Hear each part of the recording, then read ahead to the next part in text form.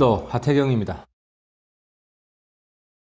오늘 주제가 이제 확률형 아이템 논란, 올바른 대안 찾자는 건데, 이제 제가 생각하는 건 그렇습니다. 마치 최근 분위기가 확률 공개하면 게임업계 문제가 다 해결되는 것처럼 하는 좀 그런 분위기가 어느 정도 조성이 되어 있지 않나 생각하는데, 뭐 확률 공개 필요합니다. 근데 그게 전부가 아니다.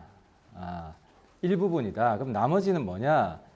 제가 생각하는 것은 그 공개한 그 정보를 어떻게 우리 소비자들이 믿을 수 있는가, 신뢰할 수 있는가, 이 문제가 더 중요한 본질이라고 생각이 되고, 그런 취지에서 이제 제가 조만간 법안 하나를 발의할 건데요. 그게 확률 조작 국민 감시법입니다. 그러니까 공개한 확률도 믿지 못할 수가 있잖아요. 그래서 국민이 감시하도록 하겠다. 이 아이디어는 어디서 따온 거냐면 방송사에 혹은 언론사에 뭐 시청자위원회나 구독자위원회가 있습니다. 그럼 시청자위원회는 그 국민들 대신해서 방송국에 무슨 문제가 있으면 자료 요청도 하고 또 필요하면 사장 불러가지고 물어보기도 하고 뭐 이런 기능을 하는 겁니다. 그래서 이제 좀 어느 정도 큰 규모의 게임사는 의무적으로 그 게임물 이용자위원회 같은 걸 만들어서 방송국의 시청자 그 위원회 같은 역할을 하는 겁니다. 그래서 저희들이 확인을 해보니까 그 특히 홈쇼핑 방송에도 이제 허위 과장 광고가 많았습니다. 사실 이번에 확률형 아이템도 본질이 허위 과장 광고거든요. 그래서 시청자위원회 설치를 의무화하니까 불만 건수가 줄어들더라. 조심한다는 거죠, 미리 회사가. 그리고 만족도도 높아졌다. 이런 국회 입법조사처 보고서도 확인을 했습니다.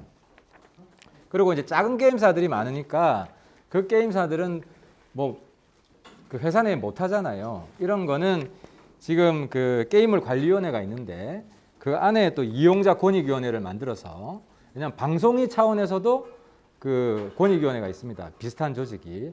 그래서 똑같은 원리로 하게 되면 뭐 작은 게임 회사라고 해서 뭐 불공정하거나 뭐 이런 걸 안 하는 건 아니기 때문에 함께 견제를 할 수 있다. 그 차원에서 이제 확률 조작 국민 감시법을 발의를 하려고 하고요. 근데 원래는 제가 그 국회라는 게 뭐 때려잡자고 있는 데는 아니지 않습니까? 자율적으로 다 하면 좋은데 의원실에 제보가 많이 옵니다. 제가 재작년에도 게임업계 큰 이슈 중에 하나 카나비 사태라고, 그때 이제 사실 이제 노예계약 그 이제 10대 프로 게이머 노예계약 이슈가 있어서 이제 그걸 해결하면서 게임업계 참 문제가 있구나라는 걸 확인했고, 그리고 또 저희 지역구에 해운대에 지스타를 매년 합니다. 제가 항상 갑니다. 할 때 뭐 올해는 코로나 때문에 뭐 없었지만 가면은 이제 제가 설명을 쭉 들어요. 이렇게 부스를 쭉 돌아다니면서. 그래서 나름대로 제가 게임 실력은 좀 처지지만 게임업계 본질은 조금 들어서 알고 있는데, 그 제보를 받고 저희 의원실에서 이제 5대 악겜 해가지고 그 자체 조사를 했습니다.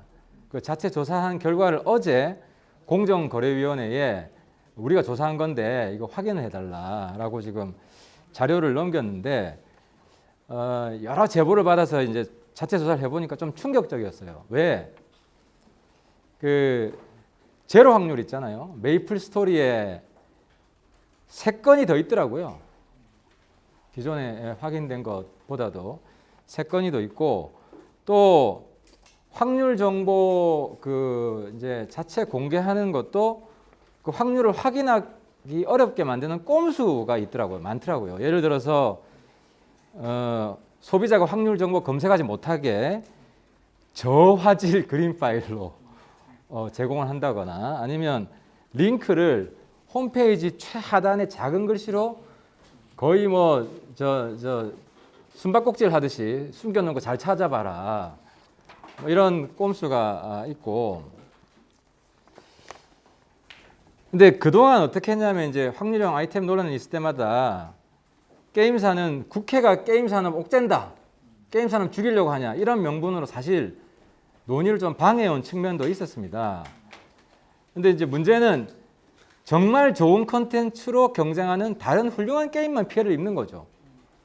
그렇잖아요. 공정 경쟁이 안 되면 실력 있는 게임사만 피해를 입는 겁니다. 그래서 국회의 역할은 건전한 게임을 육성하는 거지 불공정 편법으로 돈을 버는 기업을 보호해주는 기관이 아니라는 겁니다. 그래서 이번에 제가 또 뭐 한번 일을 벌리면 확실하게 합니다. 그래서 넥슨 코리아, NC소프트, 넷마블의 자료를 요청을 했고 한국게임정책자율기구 GSOK이라 그러더라고요. GSOK.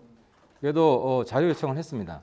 근데 사실 여기서 좀 성실하게 답변을 하고 협조를 했으면 그냥 법안 발의까지 안 가고 넘어갈 수도 있었는데 왜냐하면 뭐 자율적으로 잘 하니까. 근데 답변서가 굉장히 실망스러웠습니다. 저희 어원실에서 질의하면 보통 답변을 회피하는 쪽에서는 그 질문을 자기 멋대로 해석해서 자료를 줍니다.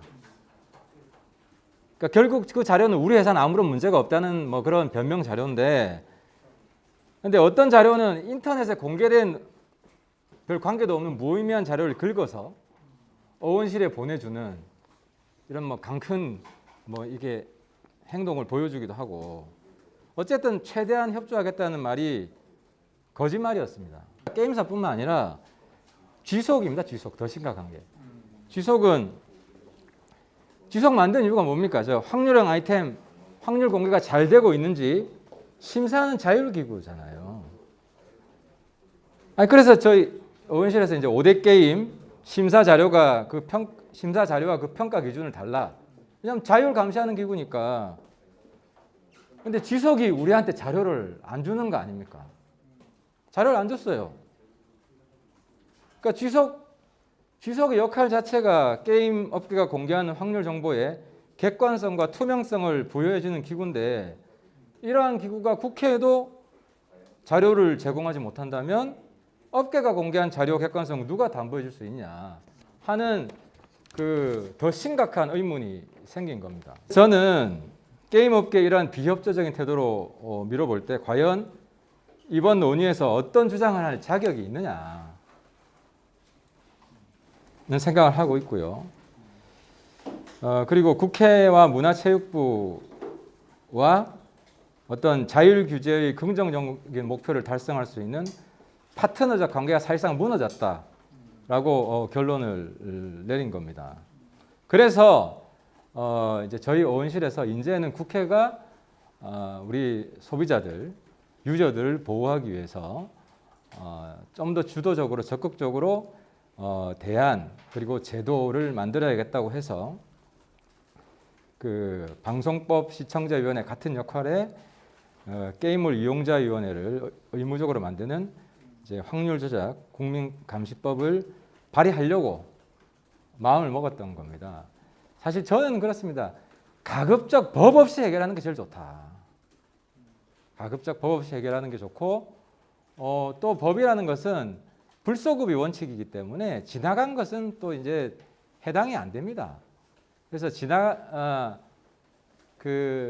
그래서 입법은 항상 최후의 대안으로 생각하는데 이번에는 최후의 대안이 필요한 상황이 됐다고 판단을 하는 겁니다. 마지막으로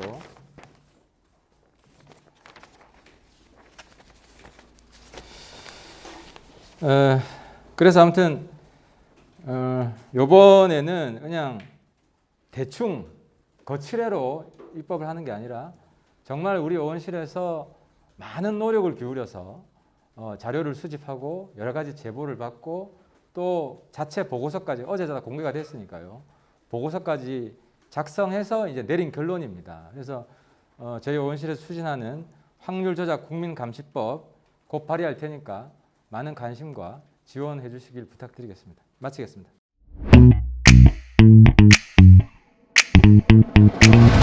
오늘도 하태경입니다.